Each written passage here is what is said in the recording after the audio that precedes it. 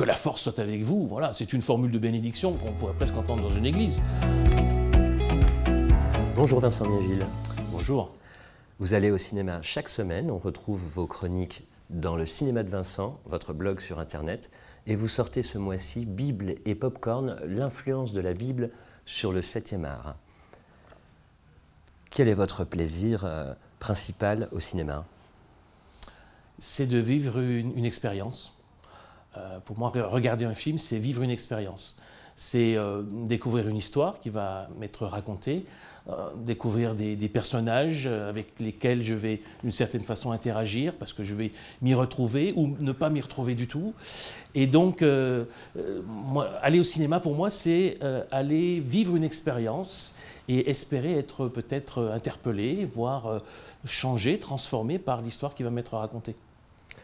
Comment vous est venue l'idée d'un livre sur le cinéma, Bible et Popcorn, aux éditions Biblio? C'est un projet qui a démarré il y a longtemps? En fait, c'est parti de mon blog, où je publie systématiquement depuis quelque temps des critiques sur tous les films que je vais voir au cinéma chaque semaine.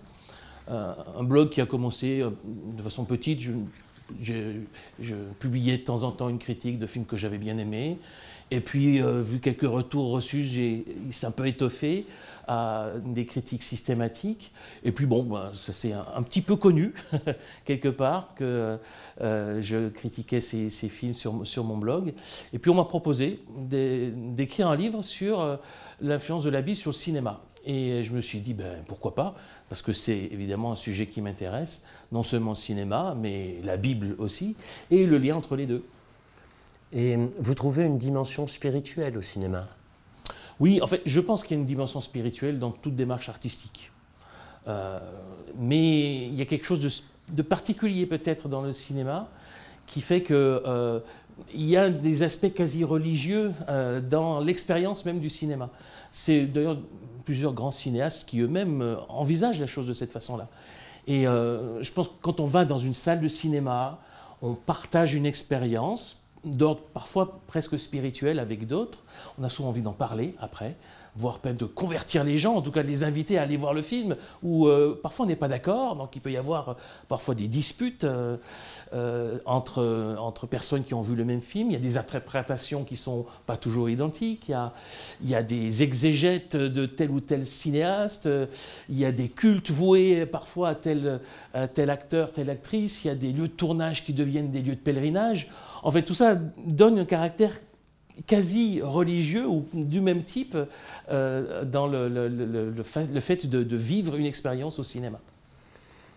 Votre livre, c'est aussi le fruit de cours que vous avez donnés à la faculté libre de théologie de Vaux-sur-Seine. Alors oui, je donne tous les 2 ans quelques heures de cours dans un module qui s'intéresse du lien entre l'évangile et la culture contemporaine. Et je donne quelques heures de cours autour du cinéma et des séries. De ce fait, le livre est bien découpé en 3 parties, même si c'est amusant à lire, plein de votre verve.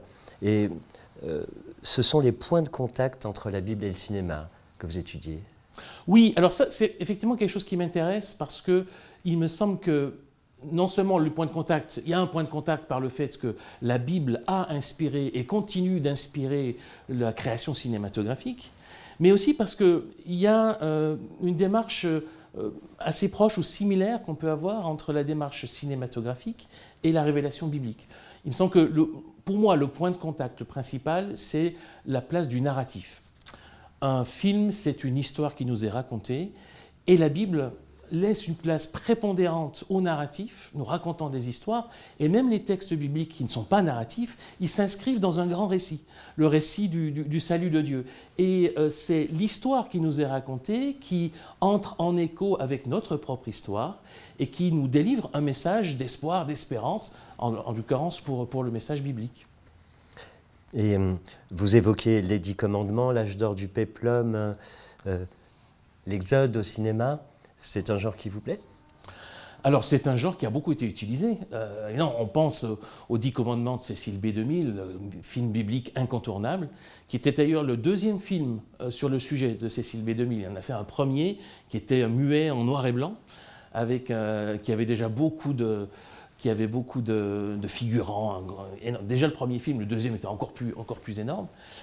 C'est le film biblique auquel on pense, parce que bon, l'Exode est un récit spectaculaire qui permet d'être mis à l'écran de façon spectaculaire. Même si, en l'occurrence, dans le film de Cécile B. 2000, on ne s'écarte passablement du texte biblique, on extrapole pas mal de choses. Et puis ce récit-là, de l'Exode, de Moïse et d'autres personnages de l'Ancien Testament, ont été beaucoup utilisés, notamment dans les péplums, l'âge d'or des péplums, années 50-60.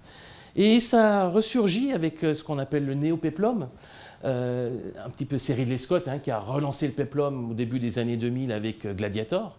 Mais ce même Ridley Scott a sorti en 2014 Exodus, Gods and Kings, qui reprenait le récit de l'Exode à la façon de Cécile B. 2000 en quelque sorte, mais actualisé dans une version plus moderne à la sauce Ridley Scott.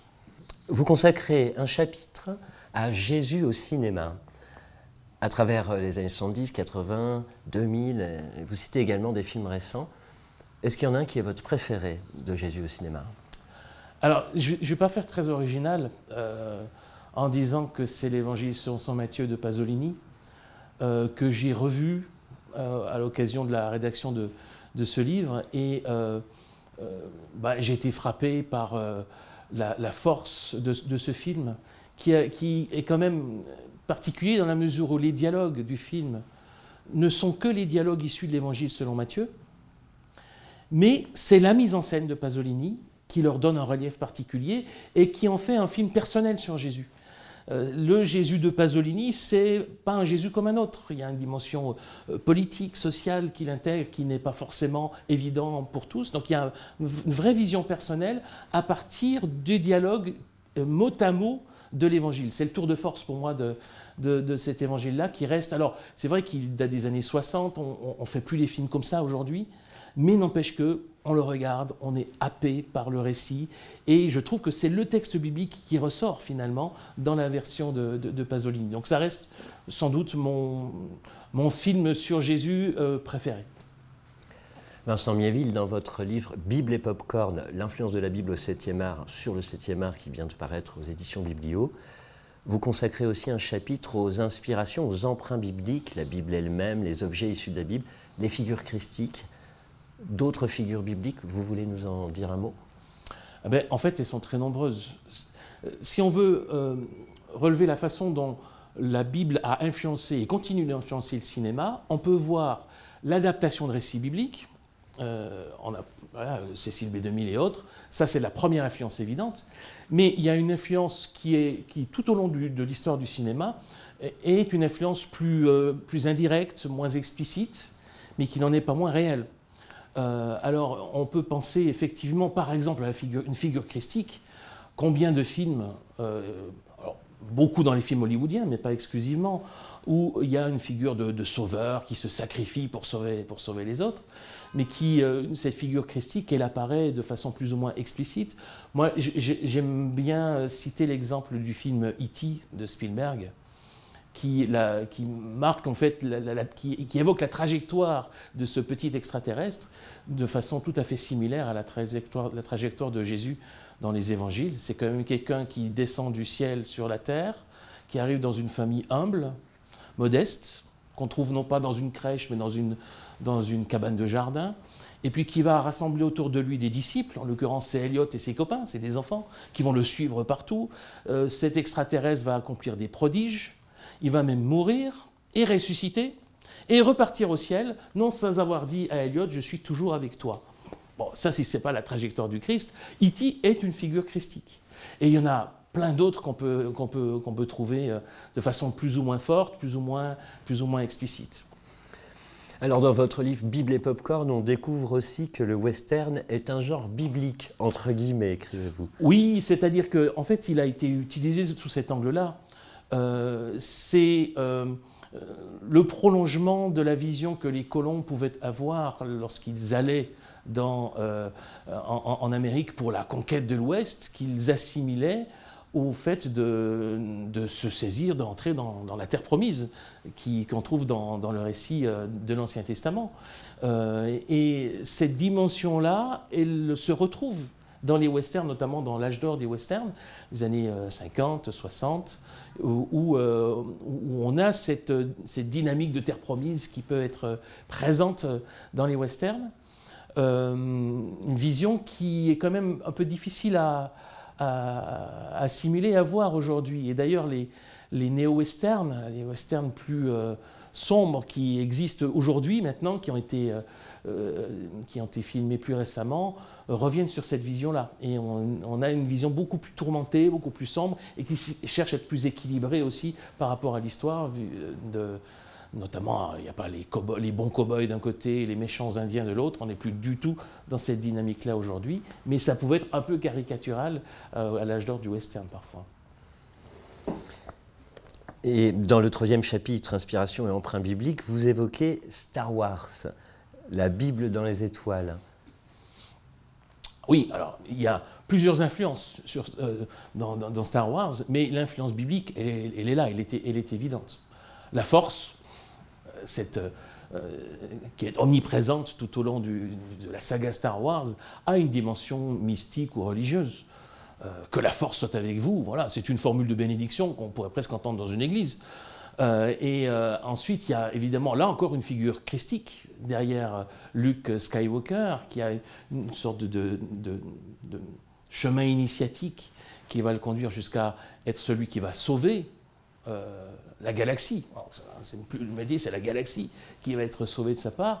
Et puis la prélogie, les 3 films qui ont été faits après coup, qui ne sont pas les plus populaires, mais qui ont aussi certains intérêts, prend un peu le contre-pied, puisque c'est la trajectoire d'Anakin Skywalker qui viendra plus tard Dark Vador, et qui prend presque une figure opposée, anti-Christ, opposée au Christ, avec la tentation du sénateur Palpatine, qui rappelle étrangement la tentation du serpent dans le Jardin d'Éden.